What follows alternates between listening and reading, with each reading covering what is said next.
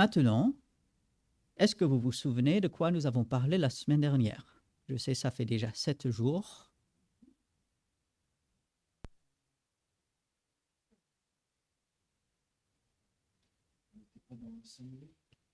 Non. Oui, catéchisme. Ah oui, ah oui, oui, oui, oui, oui. Donc, et catéchisme, il ne faut pas avoir peur de ce mot. C'est vrai, l'Église catholique, l'Église orthodoxe, l'Église anglicane en Angleterre, d'autres groupes vont utiliser un ou des catéchismes. Et quand vous entendez catéchisme, il faut penser tout simplement enseignement, mais enseignement par des questions-réponses. On va apprendre surtout aux enfants, mais ça peut être des adultes aussi. On va apprendre à la fois une question et la réponse. Et il y a un bon côté pour cela, puisque on mémorise, on médite, on va apprendre, surtout lorsque le catéchisme est biblique. Et un des principaux catéchismes, c'est le catéchisme de Westminster. Et assez souvent, on va utiliser le petit catéchisme de Westminster, qui comporte un peu plus de 100 questions. Donc, ce n'est pas juste une vingtaine, plus d'une centaine. Et puis, le grand catéchisme de Westminster va comporter presque 200 questions. Voilà. Et ces questions sont basées sur la Bible. Il y a un bon côté où ça fait réfléchir. On va apprendre, au lieu que les enfants apprennent n'importe quoi, là, on va chercher à les inculquer des questions avec des réponses de la Bible. Si vous vous souvenez, la semaine dernière, un grand inconvénient d'un catéchisme, c'est que on fait apprendre et les questions et les réponses. Et c'est tout simplement comme si on récite. Et si les parents ou ceux qui font le catéchisme ne font pas attention, l'enfant va emmaganiser dans sa tête, il va remplir sa tête avec toutes ces questions, ces réponses. Il pourra donner les bonnes réponses si on lui pose des questions. Ah oui, ça, je le sais. Mais en fait, il n'y aura pas de changement de cœur.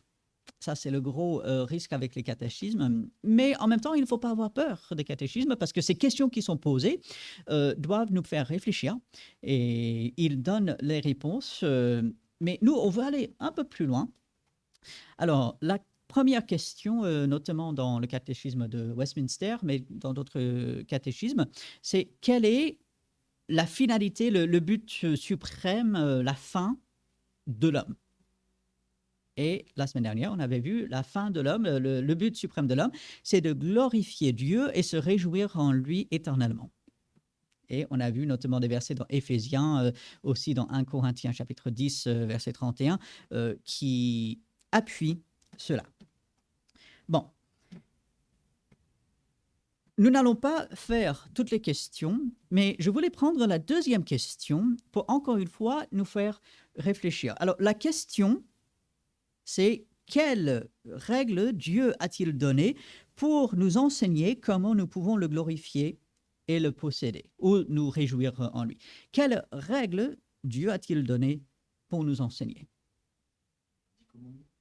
Ok, 10 commandements, on va élargir cela, on va être un peu plus grand. Pas que les 10 commandements. Ok, encore plus, encore plus.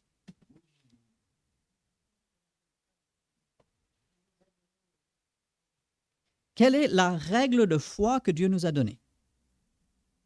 Alors, en partie, oui, les 10 commandements, en partie, la loi. Mais nous, en tant qu'enfants de Dieu, qu'est-ce que Dieu nous a donné?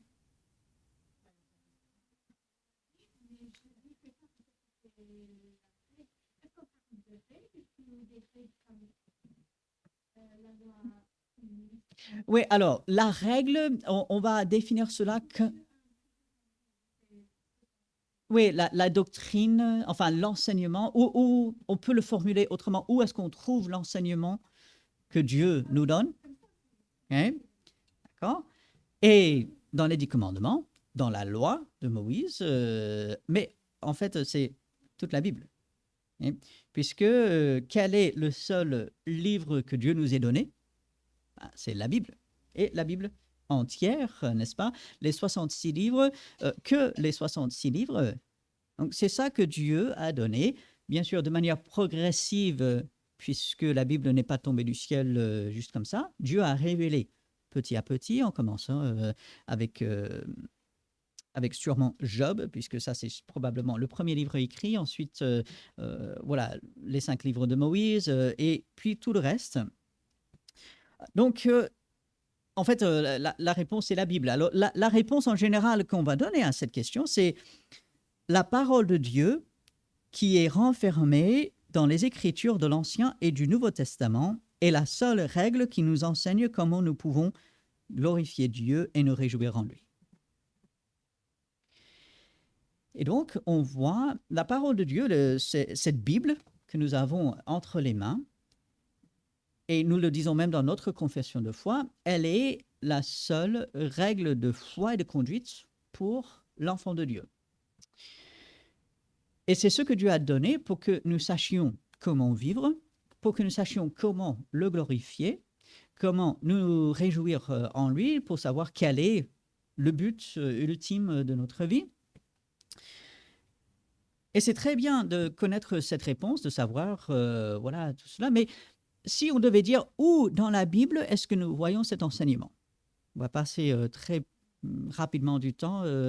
Alors, si on peut réfléchir aux versets, je suis convaincu, vous les connaissez, mais si on peut réfléchir aux versets qui montrent que à la fois la Bible vient de Dieu et que c'est elle qui doit nous instruire. Ce seraient des versets comme... Ok, Romains 12.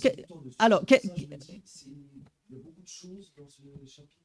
D'accord. Est-ce qu'il y a dans Romains 12 un verset, un enseignement qui montre que la Bible est à la fois, elle vient de Dieu et qu'elle est la seule règle de foi et de conduite? Ok. Donc, Romains 12, c'est très bien. On a passé énormément de temps. Ça nous montre comment nous devons nous comporter, ce que Dieu nous attend de nous, notamment dans l'Assemblée. Donc, Romains 12 est très important. C'est un passage qu'on doit étudier régulièrement. Ça apporte une partie d'une réponse. Est-ce qu'on peut avoir des versets qui sont peut-être encore plus précis? C'est pas lorsque Jésus quitte les apôtres, il leur dit certaines consignes, c'est pas ce moment-là? D'accord.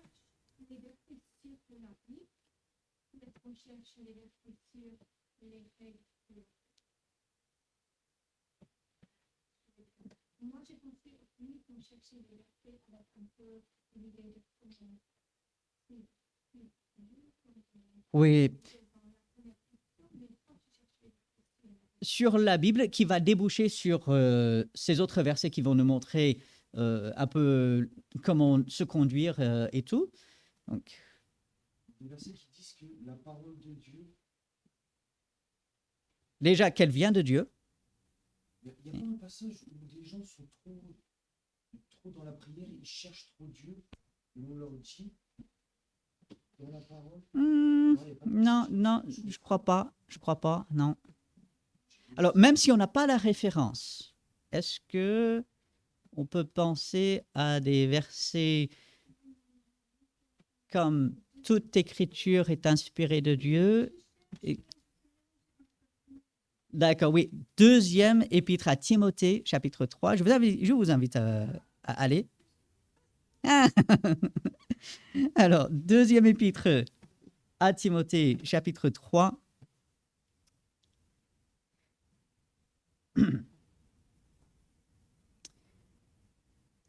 Tout écrit, verset 16, chapitre 3, verset 16. Le verset, on va dire, classique là-dessus. Toute écriture est inspirée, insoufflée. Dieu, il a soufflé, un peu comme avec la création, l'Esprit de Dieu qui est là, Dieu qui parle et le monde vient à l'existence. Toute écriture est inspirée de Dieu et utile pour enseigner, pour convaincre, pour corriger, pour instruire dans la justice, afin que l'homme de Dieu soit accompli et propre à toute bonne œuvre. Ce sur quoi on va insister, toute écriture inspirée de Dieu. Et là, Paul veut parler de tout ce qui vient de Dieu.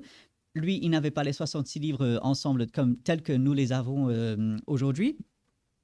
Mais il reconnaissait que Dieu avait parlé déjà dans les livres de l'Ancien Testament, Dieu s'était révélé, et que Dieu était en train de le faire. Et du coup, ça vient de Dieu. Cette révélation est utile pour faire un ensemble de choses. Donc, c'est elle qui nous montre ce que Dieu attend de nous, en fait.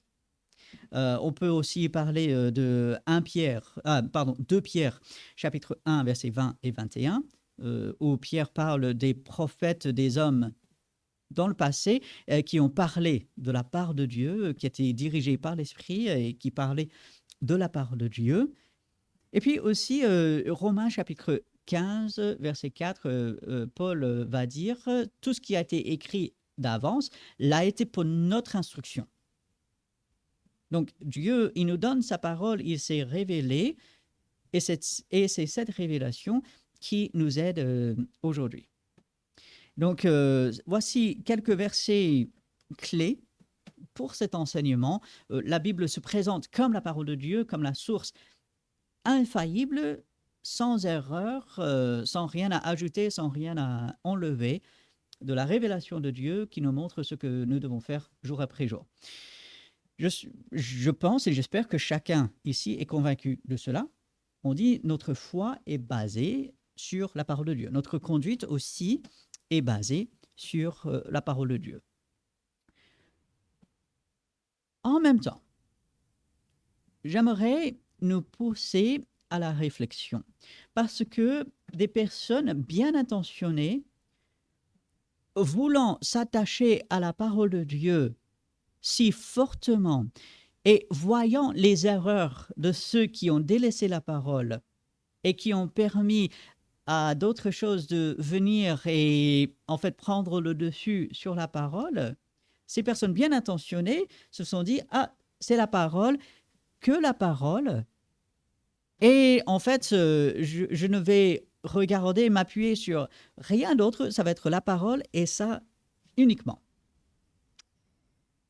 Est-ce qu'il y a un problème avec cela? Si on dit, je m'appuie sur la parole et rien d'autre.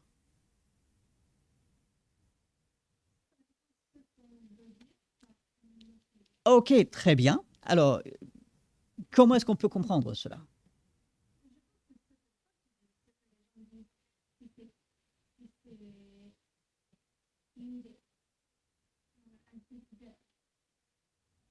Un projet qui n'est pas directement expliqué dans le parole de Dieu, on ne peut pas le faire. Mais comme ça, on peut pas aller chez le médecin, on peut pas. Exact. Oui. Et donc, aussi, parce que la Bible ne traite pas de tout. Surtout de nos jours, il y a eu énormément de choses qui ont été inventées, mises en place depuis la fin de la Bible.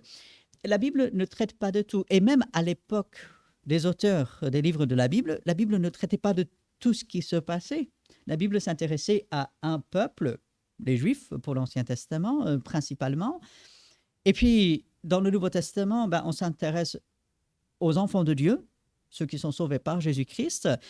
Et du coup, ceux qui disent « Je suis tellement attaché à la parole de Dieu », c'est un langage un peu spirituel, je suis tellement attaché à la parole de Dieu, c'est ça ma seule et unique règle pour ma conduite jour après jour. Le problème, c'est que si on doit décider, si je prends le train, si je décide quelle voiture, quand tu as acheté ta voiture il y a quelques années, s'il fallait aller dans la parole de Dieu, quelle voiture la Bible me dit d'acheter? Elle ne dit pas ça. Okay? Elle dit pas ça. Et donc, des personnes comprenant l'importance de la Bible, et là encore, je veux insister, je veux que ce soit très clair, la Bible, elle est importante, et la Bible est la seule règle pour notre foi. Et elle doit être la base, le fondement de notre conduite.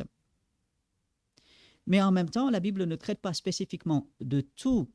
Et ainsi, lorsqu'il y a des choses dont la Bible ne traite pas, bien sûr, il faut retenir les principes. Dieu, il donne les principes, mais Dieu nous donne aussi de sages frères et sœurs autour de nous. Dieu nous donne, si on est attaché à une église locale, Dieu nous donne des responsables qui sont là, qui peuvent nous aider.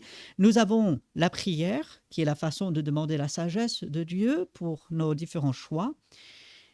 Et ainsi, il faut éviter cet extrême de dire « Ah, la Bible est la seule règle de foi et de conduite. » Alors, c'est subtil. J'espère que vous voyez cela. C'est subtil. Nous n'ajoutons pas à la parole de Dieu et nous ne disons pas que la parole de Dieu manque, qu'il y a une défaillance dans la parole de Dieu, que la parole de Dieu n'est pas toute suffisante. La parole de Dieu est toute suffisante. En même temps, lorsque je reviens à l'exemple d'acheter une voiture, ou même des choses encore plus banales dans la vie, de se dire, ah, je demande la sagesse de Dieu, je cherche peut-être des principes dans la parole, mais Dieu me permet de faire certains choix et ainsi, alors, comprenons bien, et je sais que ceci est enregistré, donc je ne veux pas qu'on coupe juste cela. Dieu nous donne des choses en plus de la parole de Dieu, qui doivent toujours être filtrées par la parole de Dieu, mais des choses en plus de la parole de Dieu pour nous aider dans notre vie avec lui. Je pense qu'il y a pas beaucoup de personnes qui vont dire « Oh, je peux pas prendre le train parce que c'est pas dans la Bible. » C'est ça. Ça sera un peu plus comme... Ils vont voir qu'il peut aller chez le médecin. Mais il ne faut jamais aller chez le psychologue. OK. Mais on peut aller chez le médecin. Et c'est vrai. Le psychologue peut dire des choses qui ne sont pas vraies par rapport à la parole de Dieu.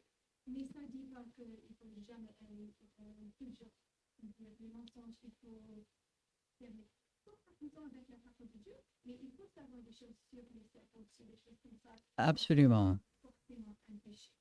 Tout à fait. Les chrétiens, ils vont dire ça, mais en même temps, ils vont aller chez le médecin pour le prière. Et moi, je crois que c'est beaucoup plus mieux que les autres. Oui, tout à fait. Oui, oui, oui. Mais ils vont dire, oh, mais c'est Dieu. Ils utilisent la même logique sur toutes les décisions. Ils ne pouvaient pas prendre le train. C'est ça. Oui, oui, absolument. S'ils étaient vraiment cohérents, ça emmènerait à des choix, des décisions assez illogiques, en fait. Même eux, ils diraient, ah oui, ça c'est logique. Exact, oui. Sur le train. C'est ça. Et donc, il faut affirmer, et c'est ce que nous affirmissons, que la parole de Dieu, la Bible, est la seule règle de foi. Et par cela, nous disons que tout doit être filtré en ce qui concerne nos croyances par rapport à Dieu, par rapport au monde, par rapport à nous-mêmes. Tout doit être filtré par la parole de Dieu.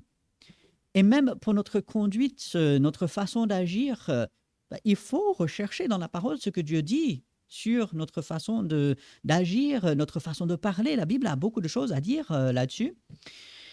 Et puis, lorsque nous sommes confrontés à des choses que la Bible ne traite pas, de chercher des principes, de ne pas avoir peur d'utiliser des livres, de bons livres chrétiens, des aides, parce que des frères et sœurs, pas que des frères, hein, des sœurs aussi, des frères et sœurs à travers l'histoire, ont écrit des choses très utiles. De bons livres existent, on en parle de temps en temps, la bibliothèque ici, il y a un ensemble de livres. Moi, je cherche à faire de plus en plus de recommandations, donc je cherche à être au courant un peu plus de ce qui est disponible en langue française pour nous aider, parce que les frères et sœurs écrivent, et il y a des choses très utiles. Sur Internet, on va lire différentes choses, des articles qui apportent vraiment de bonnes choses. Et il ne faut pas se priver de ces choses. Il y a des gens qui vont dire « Ah, puisque ça ne vient pas de la parole, non, il faut le rejeter. » Non, non, non, non, non, non. On peut utiliser ces choses. En même temps, comme toujours, eh ben, il faut filtrer par la parole de Dieu. Et voilà pourquoi il faut apporter de la précision. Lorsqu'on dit la Bible est la seule règle pour nous en termes de foi et de conduite, c'est notre filtre. Ça ne veut pas dire qu'on ne peut jamais regarder ou lire autre chose. Non, ce serait un peu ridicule, n'est-ce pas? Mais qu'on va filtrer par la parole de Dieu. Et lorsque nous faisons cela, on va se rendre compte que Dieu nous donne une grande liberté. Plus on lit la parole de Dieu, plus on comprend qui est Dieu, plus on comprend ce qu'il attend de nous, on se rend compte de la grande liberté que Dieu nous donne. Dans les limites de sa parole, bien sûr, et de qui lui il est, Dieu nous donne une liberté, mais vraiment extraordinaire. Et du coup, si on revient à cette question qui est posée dans le catéchisme, quelles règles Dieu a-t-il données pour nous enseigner comment nous pouvons le glorifier et se réjouir en lui éternellement? Ça, on va le trouver dans la parole de Dieu. C'est la parole de Dieu, Ancien et Nouveau Testament ensemble, qui est la seule règle qui nous enseigne comment nous pouvons glorifier Dieu et nous réjouir en lui. Et puis, Dieu nous donne la parole pour nous aider à vivre chaque jour, mais il nous donne aussi d'autres aides autour de nous et il ne faut pas hésiter à se servir de cela. N'ayons pas peur, Dieu nous donne sa sagesse. Nous sommes des gens compétents, capables, et ainsi que Dieu nous aide jour après jour à vivre la liberté finalement que lui, il veut. Et en vivant cette liberté, on va glorifier Dieu. Et ça, c'est notre but, glorifier Dieu. Donc voilà. On est allé un peu long. Des questions, des remarques, des pensées là-dessus?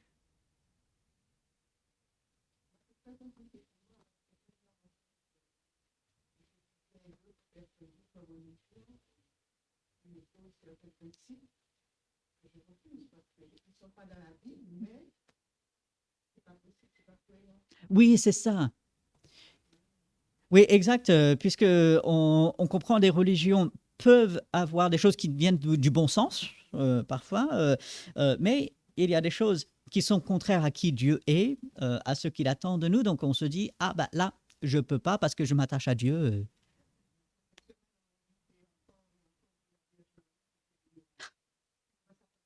Mais non, on ne peut pas parce qu'il n'y a que Dieu qui fait les miracles. Donc, ouais, absolument. Mais oui, et à ce moment-là, effectivement, avec gentillesse et tout, mais voilà, mais on refuse, on dit, je ne peux pas. Ouais, absolument. Ouais. Oui, mais il faut se tenir au principe de la parole, effectivement. Donc, ok, oui, ben oui, pour le 15 août, alors que non, on va se focaliser sur l'œuvre de Jésus-Christ. Donc, ok, bon, ben, on va prier pour terminer cette partie. Ensuite, on aura quelques minutes pour nous lever, pour nous préparer pour le culte tout à l'heure. Oui, Seigneur, nous te louons, nous te remercions que tu nous donnes ta parole, cette richesse énorme. C'est merveilleux que tu nous aies donné ta parole et aussi tu nous donnes de l'intelligence, tu nous donnes l'Esprit Saint qui nous guide et qui nous dirige. Tu nous donnes toutes sortes d'aides, Seigneur, afin de pouvoir mieux te glorifier et nous réjouir en toi. Aide-nous, Seigneur, garde-nous toujours attachés à ta parole et de vivre pleinement la liberté que toi tu veux que nous vivions jour après jour. En ton nom. Amen.